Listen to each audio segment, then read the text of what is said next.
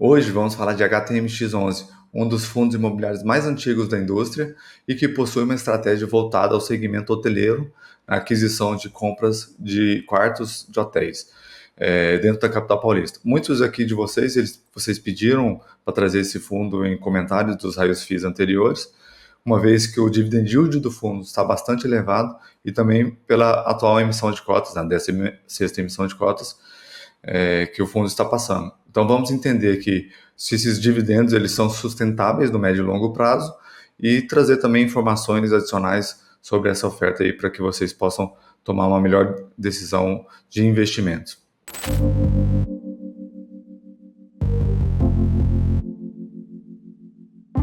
Fala pessoal, tudo bem? Aqui quem fala é Pedro da Fico, analista CNPI e especialista em fundos imobiliários da Suno Research. Hoje trago para vocês mais um vídeo aqui do nosso quadro, o Raio FIIs. Lembrando que o intuito do quadro, do Raio FIIs, é analisar e investigar com profundidade um determinado fundo imobiliário, né, buscando trazer suas principais características, especificidades, pontos de atenção, pontos de destaque, para te auxiliar quando do seu investimento. Então, embora eu seja um analista certificado pela PMEC, né, um analista CNPI, e que poderia realizar indicações, esse vídeo aqui não se trata de nenhum tipo de indicação formal. Bom, nesse vídeo vamos falar de HTMX, que é um fundo que veio ao mercado em dezembro de 2007, sendo um dos fundos mais antigos da indústria de fundos imobiliários. A princípio, a estratégia do Hotel Max Invest, a estratégia de investimentos do Hotel Max Invest, consiste em adquirir unidades hoteleiras, quartos de hotéis na capital paulista, normalmente buscando aquisições em grandes volumes, grandes quantidades de quartos, para então usufruir da renda daquele imóvel e posteriormente realizar vendas pontuais dessas unidades com lucros, quando a gestão entende que o ciclo de investimento ela foi superado, né? Bom, inclusive, parte da tese do HTMX envolve essa venda de unidades, né, o que tem impactado positivamente o dividend yield do fundo. Então, vale entender e vale ponderar que, nesses últimos meses, o fundo ele tem distribuído rendimentos super elevados em função dessas alienações com ganho de capital. Então, embora o fundo ele tenha já realizado 15 emissões no passado, uma vez que ele veio em 2007, ele possui apenas 199 milhões de patrimônio líquido, uma base de 35,5 mil cotistas e uma liquidez média diária de quase 2 milhões nos últimos 30 dias. Então, essa oferta que está em andamento, ela busca captar um montante de 250 milhões, mais um lote adicional de 62 milhões, né, 25% do montante inicial, ou seja, a oferta ela pode chegar até 312 milhões de captação. Então, considerando que o fator de proporção ele excede 100%, o que na prática tende a dobrar o patrimônio líquido do fundo, claro, a depender da captação da oferta. Então, hoje o preço da oferta é de R$ 150,66. Quando a gente olha a cotação aqui no dia 28, a cotação no mercado secundário ainda está acima do preço de oferta, sendo que do preço de oferta 145 vai para o fundo e 5,52 é referente ao custo da oferta. Então 145 está acima da cota patrimonial, ou seja, a oferta está sendo realizada acima da cota patrimonial.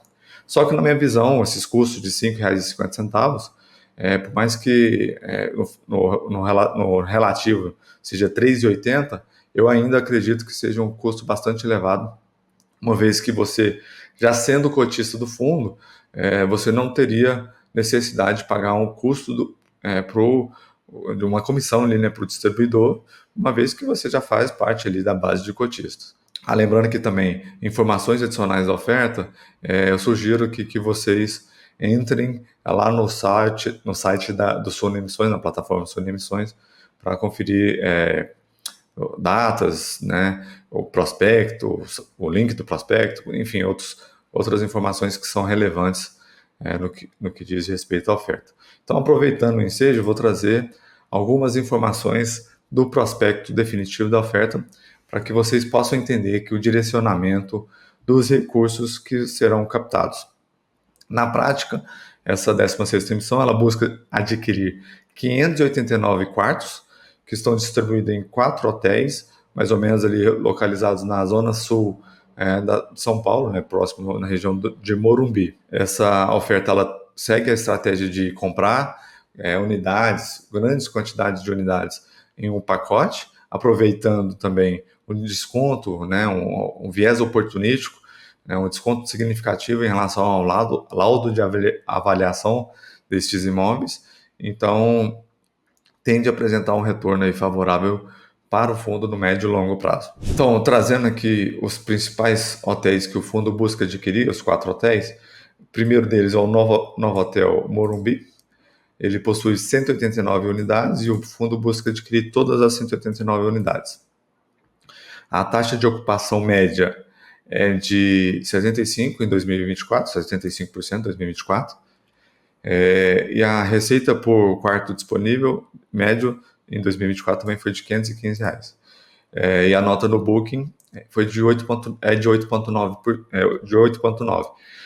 Eu não vou entrar no micro aqui de cada fundo, de cada hotel, então eu sugiro que vocês busquem aqui no prospecto e depois no Google também, ver a localização, ver as notas, os comentários, enfim, só para entender também um pouco a tese de investimentos do fundo, tá? O segundo hotel é o Ibis Morumbi.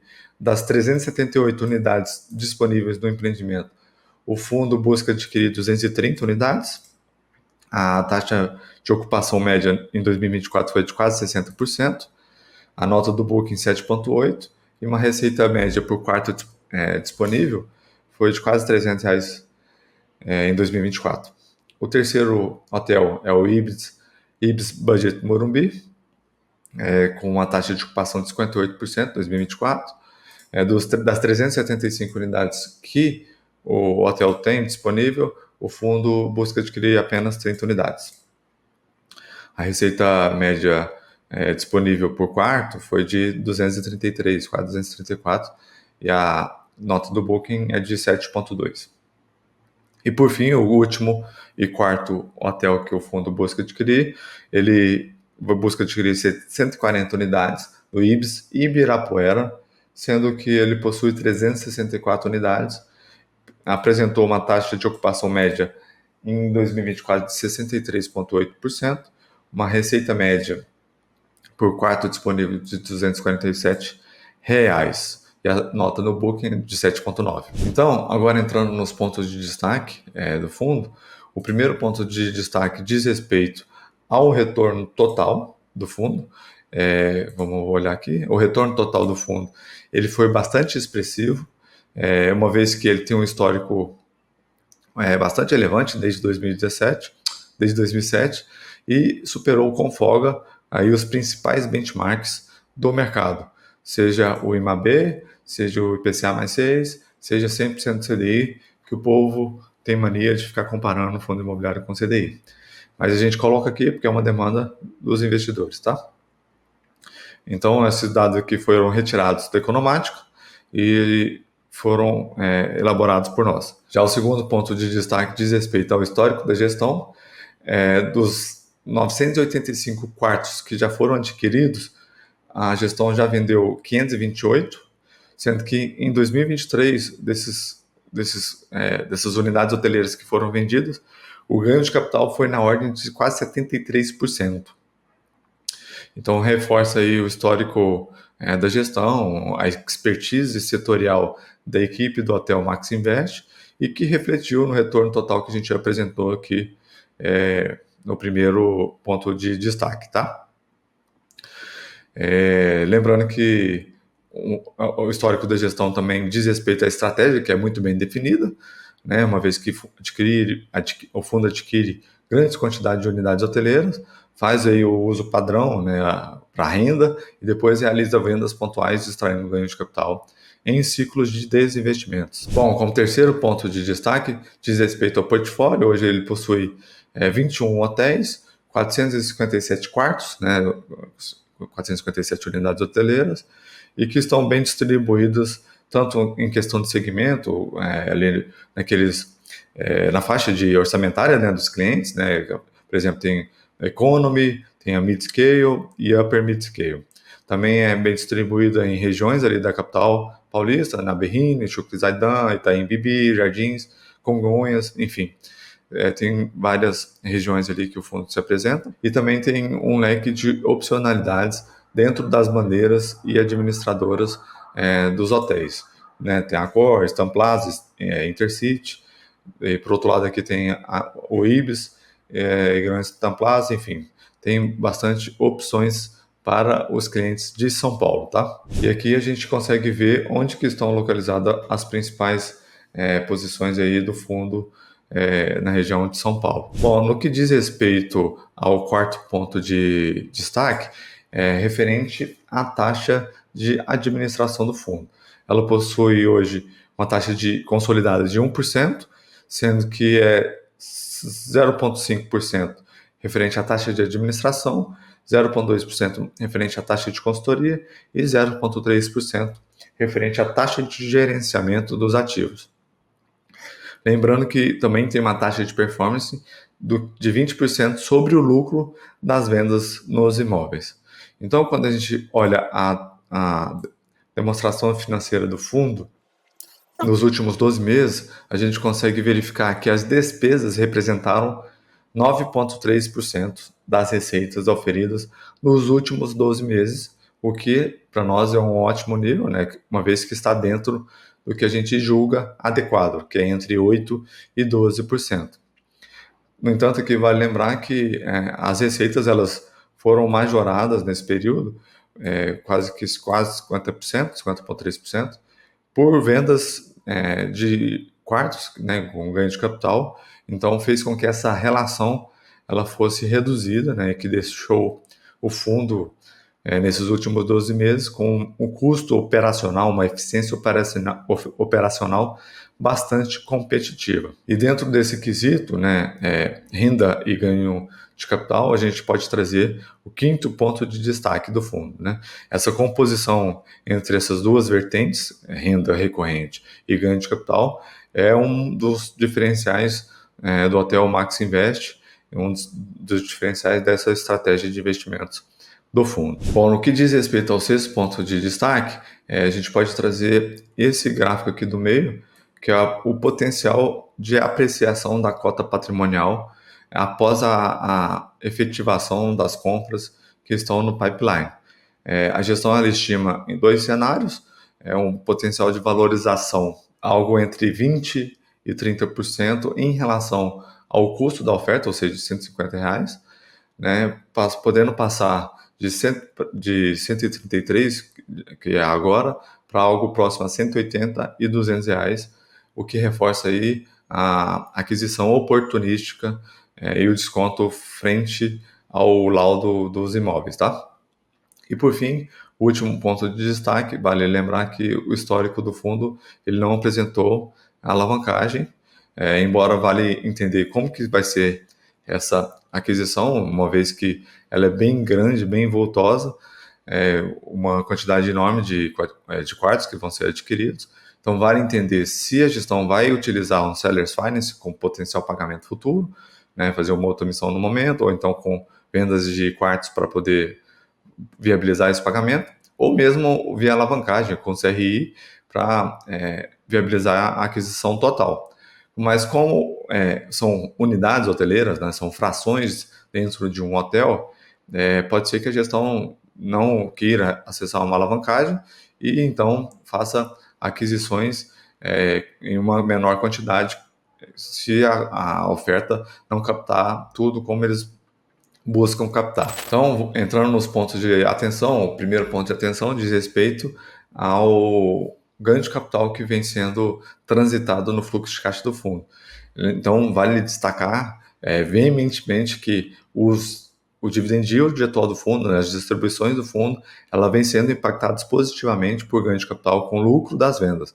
Né? Hoje, nesses últimos 12 meses, as receitas, né, foram impactadas por 50%, 50,3% em ganho de capital.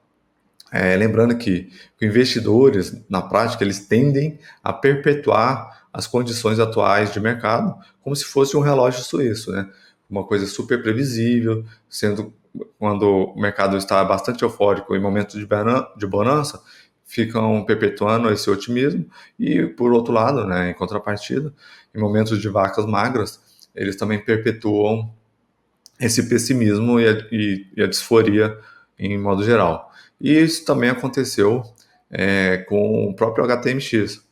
Quando vocês vão lembrar ali, uns 4 anos atrás, na pandemia, o fundo ele teve que, em função das restrições que foram impostas, né, pela pandemia, o fundo teve que reduzir as locações, as ocupações dos quartos e teve que fazer investimentos, né, aportes para que os hotéis continuassem operando, mesmo que com taxas de ocupações mais baixas, o que gerou prejuízos mensais naquela época nos seus resultados, que foi gerando um acúmulo de prejuízos no fundo. E em função disso, até que teve uma reversão desses prejuízos, né, com vendas de unidades, aumento da taxa de ocupação, aumento das diárias, e então começou a ter lucro, até pagar todo o prejuízo que foi acumulado, o fundo conseguiu voltar a distribuir rendimentos só em 2022. E quando ocorreu isso no ano passado, a cota do fundo no secundário ela foi bastante machucada. Então, se naquele momento o pessoal perpetuava aquele cenário apocalíptico, sem qualquer condição de melhoria para o fundo, esse momento também vale salientar que as vendas, por mais que as vendas façam parte da estratégia do fundo, né, ela não deve ser apenas um item utilizado para tomada de decisão, não pode, como sempre a gente pontua, não pode ser um fator decisivo para a tomada de decisão. O yield nunca pode ser o fator decisivo para a tomada de decisão. E em função disso, eu trago aqui para vocês o histórico de dividend yield do fundo que corrobora essa nossa visão. Ali, como o fundo começou em 2007, buscando aproveitar aí o mercado paulista que estava depreciado, fez aquisições nesse período, começou os desinvestimentos aqui em 2011, o yield foi lá para a casa do chapéu em 2012, 2013, 2014, aí veio um cenário macro mais desafiador naquele período, o fundo cessou as vendas e aí o yield voltou um pouco mais próximo para a realidade da renda recorrente, e aí aqui na pandemia o yield foi zerado, olha aqui o tanto que ficou, o tempo que ficou parado, e depois o fundo vem conseguindo colocar as taxas de ocupações e as diárias dentro da linha, dentro do histórico de ocupação do fundo, e realizando também vendas com ganho de capital, o que traz esse yield bastante acentuado aos investidores, o que chama a atenção, por óbvio. Vale lembrar também, como segundo ponto de atenção, que o setor ele é bastante dependente da economia, ele também é afetado pela sazonalidade, né, por exemplo, eventos, férias, datas comemorativas, que foi também demonstrado ali no gráfico do dividend yield, que tem essas sazonalidades. Lembrando que a taxa média de ocupação do fundo ela foi de 62% nos últimos 12 meses, como a gente pode observar aqui no relatório gerencial. Isso evidencia que há uma certa, olha aqui o histórico, desde 2021, o histórico de ocupação. Então, tem essa sazonalidade dentro do setor hoteleiro. Então, é importante que os investidores entendam isso. Então, como terceiro ponto de atenção, a gente pode falar em relação a essa oferta, uma vez que o elevado fator de proporção tende a dobrar o patrimônio líquido do fundo, né, do Hotel Max Invest, e se por um lado ele coloca o Hotel Max Invest na rota de crescimento novamente, ele, por outro lado, ele dilui esse potencial ganho de capital que tem nas unidades hoteleiras que já estão existentes ali na carteira do fundo, embora, por outro lado, a gestão tenha ponderado, como eu trouxe no ponto de destaque, que tem um potencial apreciação das cotas ali, da cota patrimonial do fundo, tá? Dentro deste item, né, da emissão, a gente pode trazer o quarto ponto de atenção, né? Eu vejo que esses custos são bastante elevados, né, de 3,8%, uma vez que o fundo já possui um vasto histórico, já é conhecido no mercado, embora tenha apenas 35 mil cotistas. E, por outro lado, também uma coisa que foi permitido pela percepção de valor do fundo no secundário e que minimizou esses custos foi a arbitragem, né? Tinha bastante margem para fazer a arbitragem e minimizar esses custos de emissão aí para quem era cotista do fundo, tá? Como quinto ponto de atenção, vale destacar que o fundo ele possui hoje um porte limitado, considerando os padrões atuais na indústria de fundos imobiliários, sobretudo em função dessa especificidade da tese e do portfólio, né, que é uma tese bastante específica, setor hoteleiro, dentro da capital de São Paulo.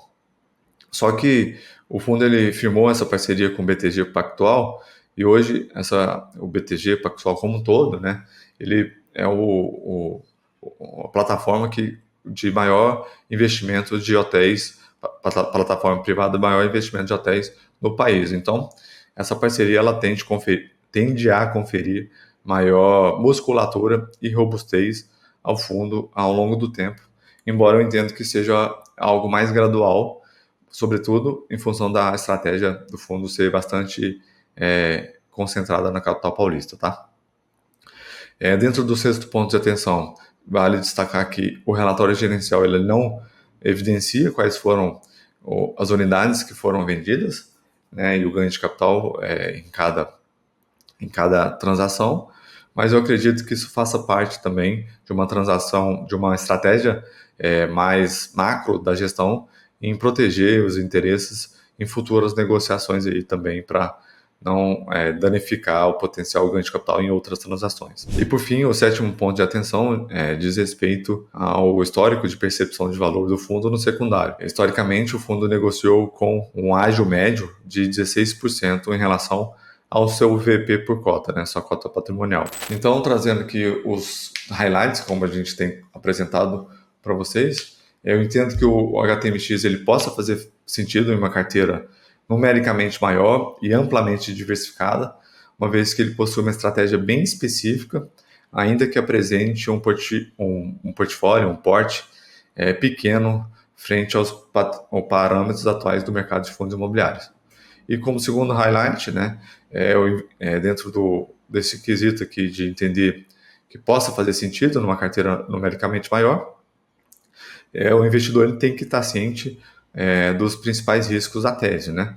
Então, sempre avaliar as condições de preço, não perpetuar esses ganhos de capital, né? Entender que o setor ele tem essa sazonalidade e também é bastante sensível à economia do país, tá bom? É isso, pessoal. Espero que tenham gostado dessa edição do Raio X de HTMX. Espero também que estejam gostando desse novo quadro. Peço que deixem nos comentários o ticket que gostariam que eu trouxesse numa próxima avaliação, numa próxima edição. Lembrando que feedbacks são super bem-vindos. Curta o vídeo, compartilhe com seus colegas para que essa informação chegue a outros investidores. Um grande abraço e até a próxima.